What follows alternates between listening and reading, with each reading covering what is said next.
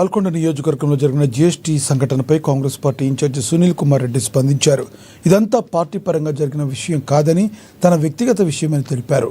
కష్టకాలంలో వెన్నుదన్నుగా ఉన్న నియోజకవర్గ ప్రజలకు ఆయన కృతజ్ఞతలు తెలిపారు.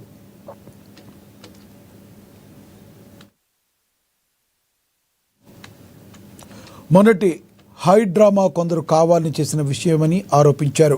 జీఎస్టీ వసూలుతో 5%, 12% జీఎస్టీ వెసులుబాటు ఒక్కో రాష్ట్రంలో ఒక్కో రకంగా ఉందని, ఖచ్చితంగా 12% చెల్లించాలన్న నిబంధన లేదని స్పష్టం చేశారు.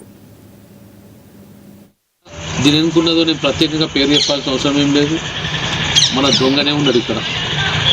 మొత్తం మన ఎలక్షన్లలో 100 కోట్లు ఖర్చు పెట్టి గెలిచింది కదా, ఆ దొంగ ప్రయత్నాలే టీఆర్ఎస్ నాయకులకు అందరికీ. మరి ఆయన వాళ్ళ తమ్ముడు ప్రభుత్వం ఉద్యోగం ఉండి ఈడెప్పుడు ప్రజలు తిరుగుతూ ప్రభుత్వాన్ని మోసం చేస్తున్నటువంటి వ్యక్తులు నా మీద నేనేం చేయకుండా నన్ను కుట్రపూరితంగా ఇబ్బంది గురి చేస్తున్న విషయం మీరు అందరూ విషయం.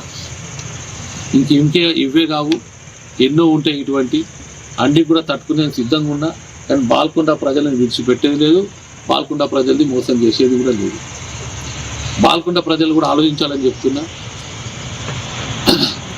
అమరపల్లి మండలం కానీ, మోర్తాడ్ మండలం కానీ, బట్టాపూర్ మండలం కానీ, అటు ఉమ్మడి బాల్కొండ మండలం కానీ, బాల్కొండ, ముప్పాల్, మెండోరా మండలం, ఉష్కే కాంగ్రెస్ పార్టీ అధికారం రాకముందు ఏ ధర ఉండే, ఈరోజు ఏ ధరకు వస్తుందో ఒక్కసారి బాల్కొండ ప్రజలందరూ కూడా ఆలోచించుకోండి. గతంలో 4,000 నుంచి 6,000 రూపాయలకు ఒక ట్రాక్టర్ ఇష్టం.